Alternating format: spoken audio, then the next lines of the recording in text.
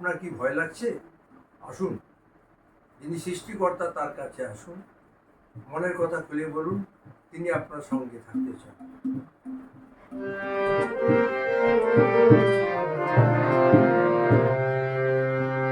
তোমার যখন ভয় লাগে